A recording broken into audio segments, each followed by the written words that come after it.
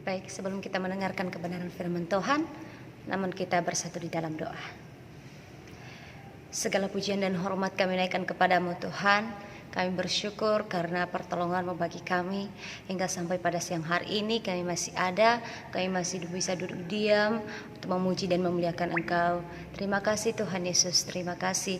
Dan pada saat hari ini kami anak-anak-Mu, kami mau memuji Engkau, bahkan kami mau mendengarkan sebagian dari isi firman-Mu. Tuhan, Engkau mengurapi setiap kami, ampunkan setiap salah dosa pelanggaran kami, layakkan setiap kami ya Tuhan. Terlebih-lebih hamba-Mu yang menyampaikannya, kiranya Tuhan Engkau yang mengurapi bibir hamba-Mu dengan kuasa Roh Kudus-Mu. Hanya di dalam nama Tuhan Yesus kami berdoa. Amin.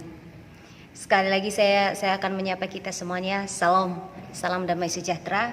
Kalau ada orangnya Siahowu, orang Medan Horas, dan orang lain saya juga nggak tahu bagaimana. Baik, sebelum saya menyampaikan kebenaran firman Tuhan yang sesuai tema yang disampaikan oleh para panitia, terlebih dahulu saya akan memperkenalkan, karena ada peribahasa mengatakan tak kenal maka tak sayang ya, supaya kita lebih kenal juga.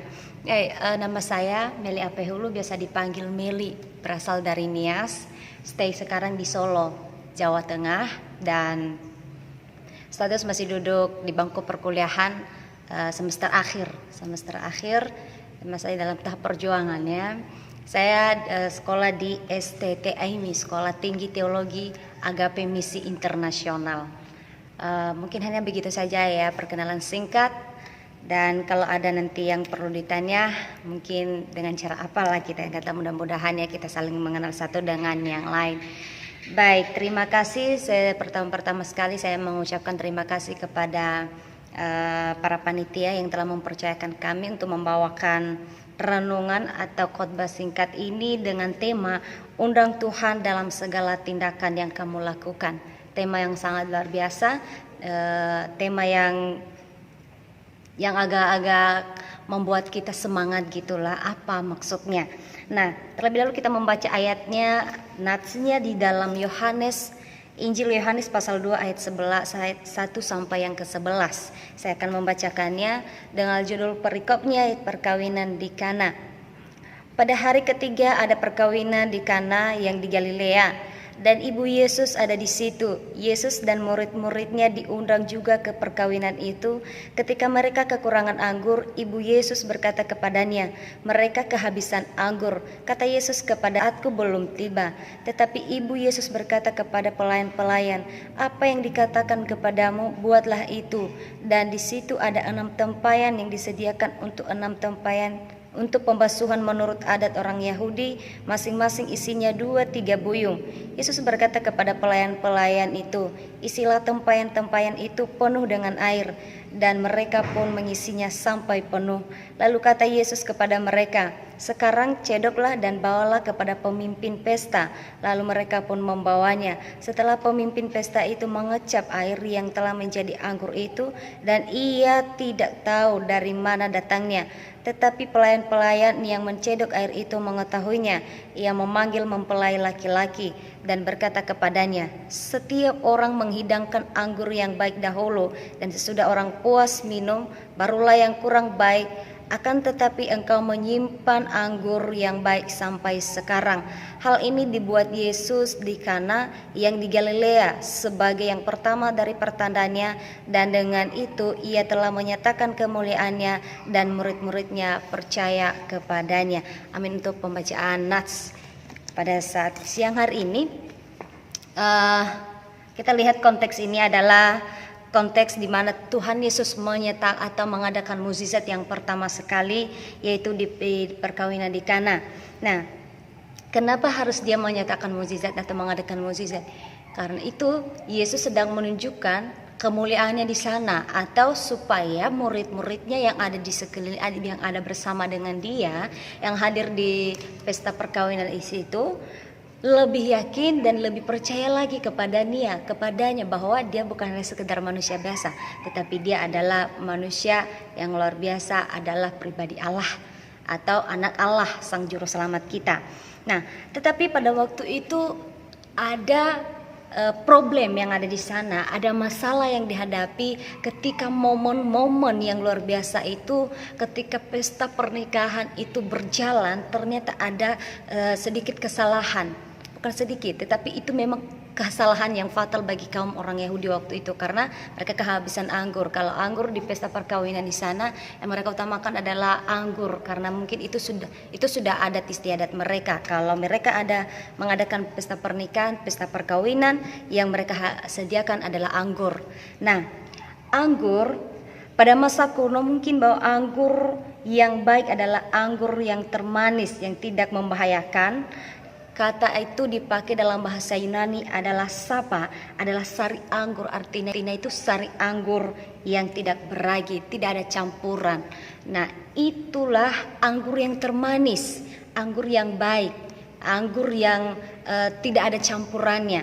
Nah, tetapi ada juga hal yang menarik di sana. Ketika Yesus di situ juga di perkawinan di Kana, ternyata ada ibunya, itu seorang Maria. Nah, seorang Maria ada juga di sana hadir bersama-sama dengan mereka. Dia mengetahui apa kekurangan yang ada di pesta perkawinan tersebut. Nah, di ayat yang pertama sampai ketiga nanti bisa dibaca ya teman-teman atau Bapak Ibu. Artinya ada kunjungan Yesus ke Galilea adalah bukan sebuah pelayanan umumnya,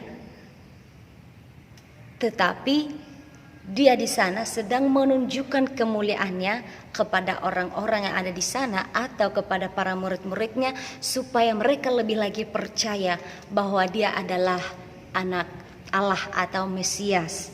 Nah, di ayat yang keempat di sini menarik, yaitu ada kata mau apakah engkau padaku ibu. Dia tidak memakai kata mama. Kenapa? Kata ibu dipakai di sana dalam bahasa aslinya atau dalam bahasa Yunani yaitu gunai. Yang artinya hal ini bukan suatu sebutan yang kasar atau tidak hormat, tetapi ini adalah sebutan kepada perempuan kaum beriman yang ada di Kana. Kenapa Yesus tidak memanggil mama? Apakah dia malu mengaku bahwa itu ibunya? Tidak. Karena tujuannya Yesus sedang menunjukkan kemuliaannya kembali di situ.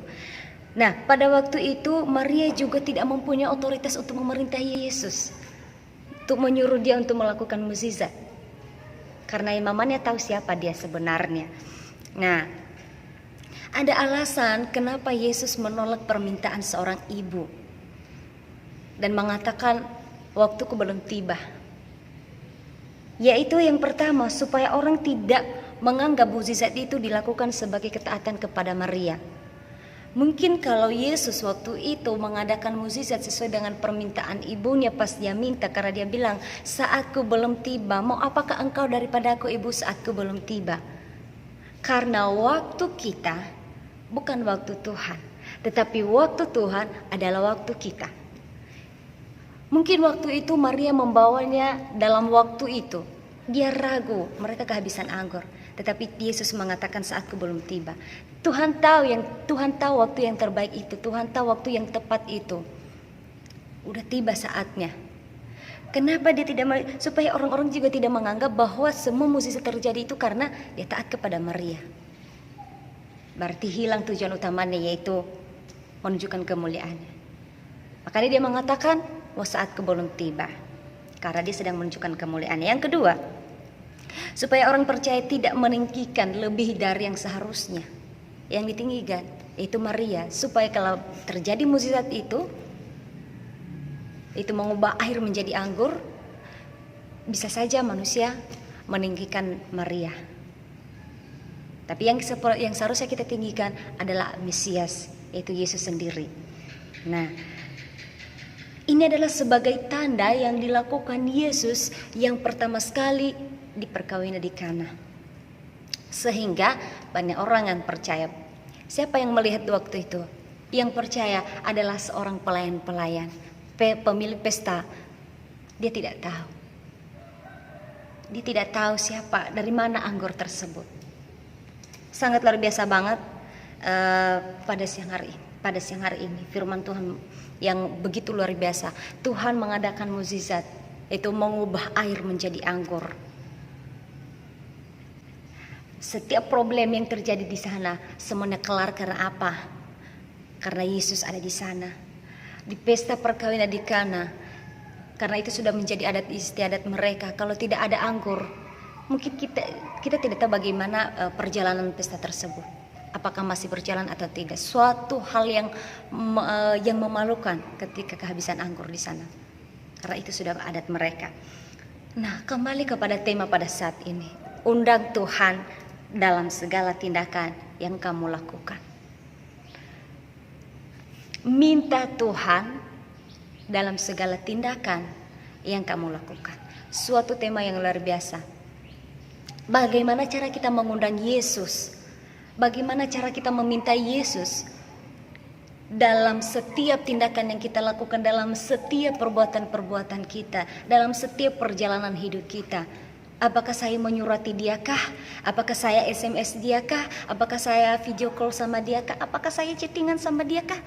Kan kami nggak punya nomornya. Kita nggak tahu nomor Yesus ya. Kita nggak punya kontaknya. Bagaimana kita mengundangnya?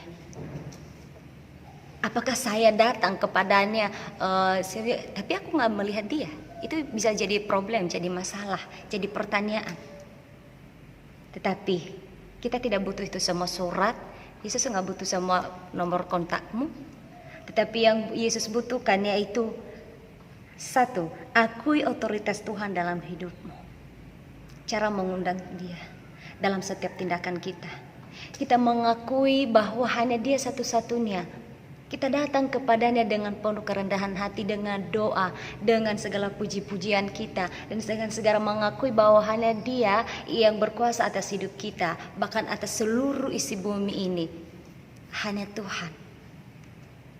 Kita undang dia hadir, bahwa hanya dia yang mampu menolong kita, hanya dia yang mampu membebaskan kita, hanya dia yang mampu menopang kita ketika kita dalam keadaan masalah. Ketika kita jatuh, hanya dia yang mampu menolong kita. Karena dia yang berkuasa. Karena dia yang memiliki hidup kita, dia yang memiliki kita. Makanya kita mengundang dia.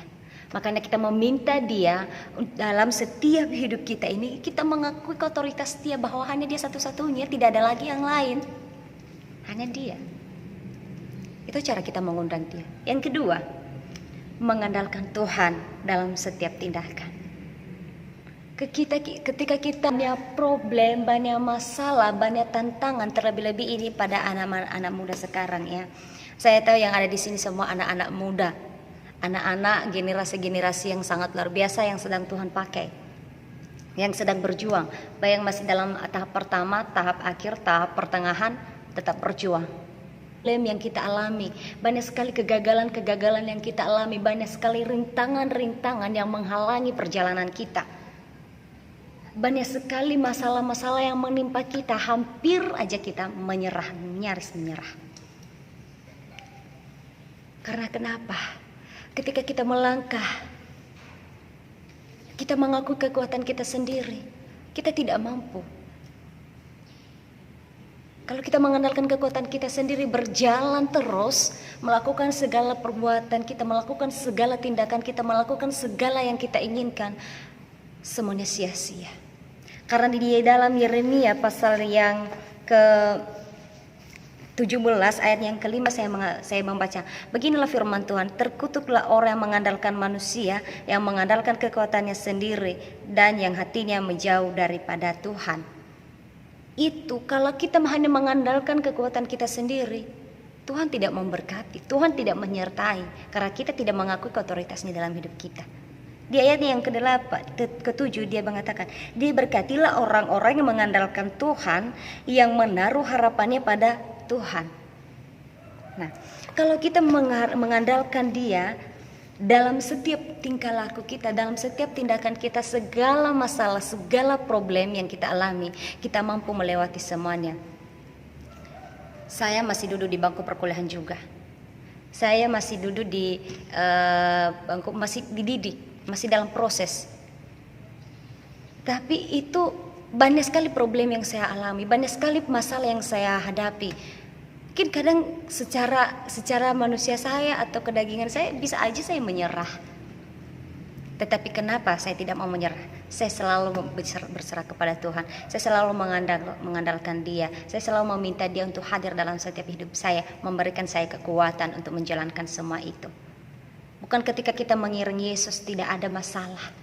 Justru kita diperhadapkan di berbagai persoalan. Karena kenapa?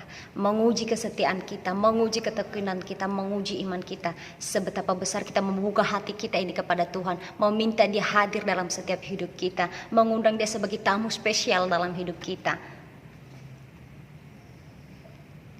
Kalau sekarang kamu gagal, jangan katakan itu adalah suatu tahap akhir. Atau akhir dari segalanya. Tetapi engkau gagal, jadikanlah itu batu loncatan buat kamu untuk mencapai kesuksesanmu ke depan. Berserah penuh kepada Tuhan. Jangan takut gagal. Kalau gagal, belajar dari hal kegagalan, pengalaman, itu membawamu ke arah yang lebih baik. Membawamu ke kemajuan yang lebih baik. Saya mengatakan kalau ada yang gagal jangan. Tapi terus berjuang, terus mengubah apa yang menjadi hal-hal yang tidak baik. Ubah. Kegagalan di dalam hal ini. Tuhan mengatakan jangan jadikan hal itu sebagai hal yang membuatmu mundur. Tetapi ketika engkau gagal, maju terus. Terus berjuang. Andalkan Dia. Yang ketiga, percaya penuh kepada Tuhan. Kalau kita mengawali segala hal yang kita alami, yang kita mau lakukan, kalau ada keraguan-raguan hanya separuh atau hanya setengah-setengah kita percaya, mudah sekali terombang-ambingkan. Karena kenapa? Tidak ada fondasi yang kokoh, tidak ada dasar yang kokoh. Kalau ada intimidasi dari luar, dari sana sini, orang mempengaruhi kita dan lain sebagainya, kita cepat menyerah. Kita cepat putus asa. Kita cepat mengatakan, sudah, aku tidak mau lagi seperti ini. Karena kenapa? Ada keraguan-raguan, tidak ada kepercayaan sepenuhnya. Tetapi kalau kita melakukan segala sesuatu itu kita yakini bahwa bersama dengan Tuhan kita yakini bahwa ini semua berhasil. Kalau ada anak-anak sekarang atau teman-teman yang sekarang masih ragu-ragu dalam menjalankan perkuliahannya, dalam studinya, saya mengatakan terus berjalan bersama dengan Tuhan. Jangan pernah kamu takut. Andalkan Tuhan, percaya penuh kepada Tuhan. Karena Tuhan sedang membawamu dalam rencananya yang ajaib. Karena Tuhan sedang membawamu dalam rencananya yang baik. Jangan andalkan kekuatanmu sendiri. Jangan bersandar kepada pengertianmu sendiri. Tapi percaya penuh kepadanya. Ketika Tuhan menaruh engkau di tempat ini, percaya bahwa itu sudah maksudnya Tuhan. Percaya bahwa itu sudah rencananya Tuhan. Percaya bahwa ini semua karena Tuhan.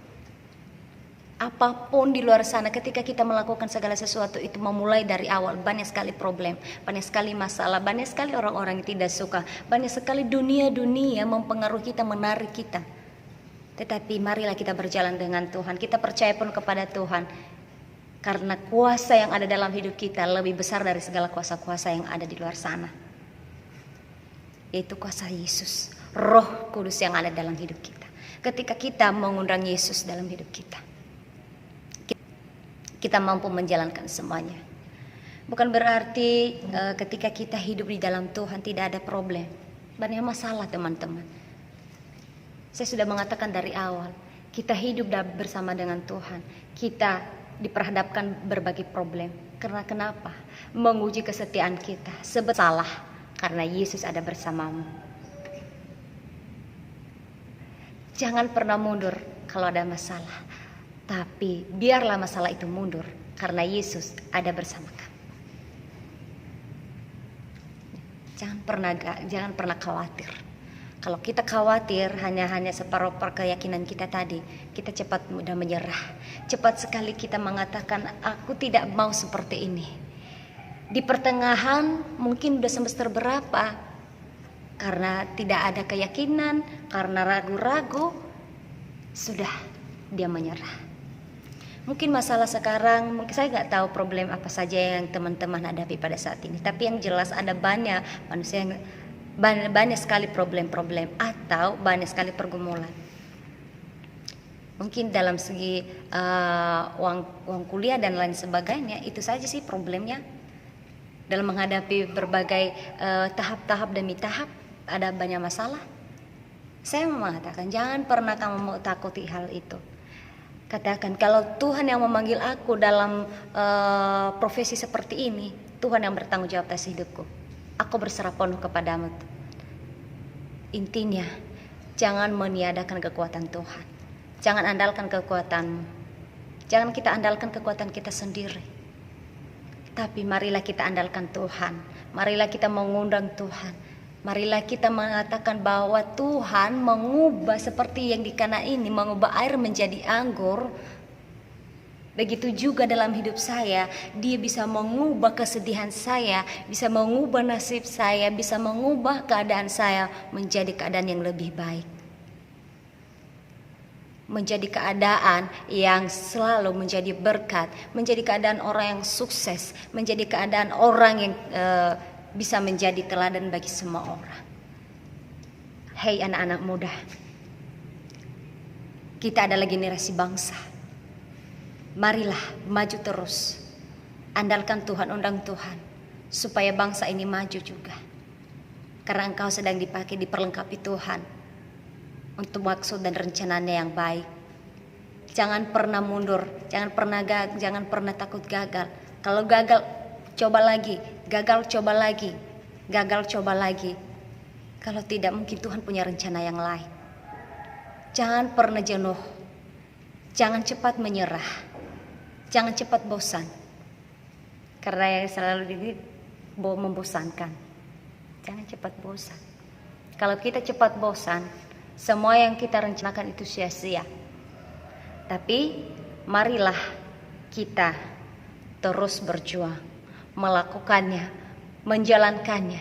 Saya mau mengatakan, jalani proses, karena itu yang baik. Kata-kata begini, biar mudah. Jangan sukai protes, tapi cintailah namanya proses. Jauhi yang namanya protes. Kalau kita selalu protes, tidak ada kemajuan. Tapi kalau kita mencintai proses demi proses, maka percayalah, hasil tidak mengecewakan. Begitulah di dalam hidup kita. Anak-anak muda, bahkan ada para bapak-bapak mungkin ada di sini, saya juga kurang tahu, tapi saya mau mengatakan, marilah kita undang Tuhan dalam setiap hidup kita. Jangan pernah kita berjalan tanpa Tuhan, karena tidak ada ujungnya nanti. Semuanya sia-sia. Tapi kalau kita berjalan bersama Tuhan, kita yakin dan percaya bahwa bersama Tuhan ada kemenangan yang luar biasa, karena Dia adalah pembawa kemenangan bagi kita. Marilah kembali kita merefleksikan diri kita. Apakah selama ini saya sudah mengundang Tuhan? Apakah saya selama ini sudah mengakui keotoritasan Dia? Apakah selama ini saya sudah mengundang Dia sebagai orang yang bisa mengubah keadaan saya? Mengakui Dia bahwa Dia satu-satunya Allah yang saya sembah? Mengakui Dia bahwa hanya Dia yang mampu mengubah keadaan saya? Saya tidak tahu. Tapi ini juga menjadi perenungan dalam diri saya. Kita terus berjuang, kita terus berjalan bersama Tuhan. Karena Tuhan sedang membawa kita dalam hal-hal yang lebih baik. Karena rancangan Tuhan adalah rancangan yang terbaik. Jadi mari kita mengingat kembali yang Dia mengatakan, waktuku belum tiba. Jangan paksakan keadaan. Jangan paksakan situasi kalau dalam keadaan masalah. Jangan paksa. Tapi terus berserah kepada Tuhan. Mungkin ada waktu Tuhan, karena waktu Tuhan sudah tahu waktu kita. Kalau waktu kita itu belum tentu waktu Tuhan. Kalau kita melakukan sesuatu kalau tanpa mengandalkan Tuhan, mungkin menurut kita itu baik, tapi belum tentu menurut Tuhan itu baik. Teruslah berserah kepada Tuhan, seperti para pelayan yang ada di sana. Mereka percaya kepada Yesus. Mereka mengikuti apa yang diminta Yesus. Mereka mengikuti proses sehingga terjadilah mujizat di sana. Begitu juga di dalam hidup kita. Saya mengatakan terus ikuti proses. Karena orang-orang yang sukses itu bukan dihasilkan dari hal yang gampang-gampang saja. Tetapi mereka dibentuk dengan air mata. Mereka itu dihasilkan karena perjuangan mereka. Mereka berhasil karena kekeringatan mereka. Mereka sudah mengalami kesakitan, tantangan banyak sekali. Tapi mereka menerima buahnya. Itu mereka menjadi orang-orang yang luar biasa. Karena orang-orang hebat itu bukan dibentuk dengan hal gampang saja, tetapi mereka sudah menjalankan tahap demi tahap, sehingga mereka menjadi orang yang sukses, menjadi orang yang luar biasa, menjadi orang yang menjadi berkat bagi semua orang, menjadi orang yang bisa menjadi teladan bagi semua orang. Jadilah teladan, jadilah orang yang dikagumi, jadilah orang yang jadi teladan, supaya nama Tuhan dimuliakan di dalam hidup kita. Terima kasih buat renungan ini. Biarlah kuasa Roh Kudus yang senantiasa menyertai kita dan senantiasa mengingatkan terus kita bagaimana kita berjalan bersama Tuhan, bagaimana kita mengundang Tuhan sebagai hal yang luar biasa dalam hidup kita. Sebelum kita menutupnya, mari kita bersatu di dalam doa. Kembali kami diingatkan ya Tuhan, bagaimana cara kami mengundang Engkau dalam hidup kami, bagaimana cara kami mengandalkan Engkau sebagai orang yang punya otoritas atas hidup kami, mengandalkan Engkau dalam setiap tindakan kami. Kami percaya penuh kepadamu ya Tuhan. Kami mengundang Engkau sebagai orang yang bisa, sebagai Tuhan kami yang luar biasa, yang bisa mengubah keadaan. Hamba berdoa buat saudara-saudari kami yang ada di STHB atau Sekolah Tinggi Hukum Bandung ini Tuhan, yang ada di kompleks ini. Kiranya Tuhan Engkau memberkati mereka, berikan mereka kekuatan, mereka mengundang Engkau dalam setiap hidup mereka, dalam pelayanan mereka, pekerjaan mereka, bahkan dalam studi mereka. Mungkin hal-hal hari-hari ini ada banyak problem yang mereka alami, tapi hamba percaya Tuhan bahwa Engkau yang selalu hadir bersama mereka. Mereka mengundang Engkau untuk mengadakan mukjizat yang luar biasa dalam hidup mereka, mengubah segala sesuatu itu menjadi hal yang lebih baik.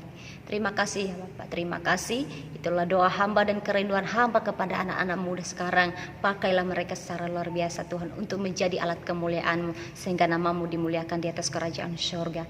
Terima kasih, dan sebelum kita pulang dan mengakhiri ibadah kita, marilah kita berterima berkat dari Tuhan Allah Bapa kita. Tuhan memberkati engkau, Tuhan menyinari engkau dengan wajahnya, Tuhan memperhadapkan wajahnya yang luar biasa kepadamu, dan Tuhan akan memberkati pekerjaan pelayananmu, studimu, bahkan keluargamu dan lain sebagainya. Tuhan memberkati engkau, Tuhan menjadikan engkau orang-orang yang luar biasa, Tuhan menjadikan engkau orang-orang yang menjadi berkat, Tuhan menjadikan engkau orang-orang yang bisa memuliakan nama. Terima kasih, pulanglah dan kiranya damai sejahtera yang senantiasa bersama-sama dengan engkau.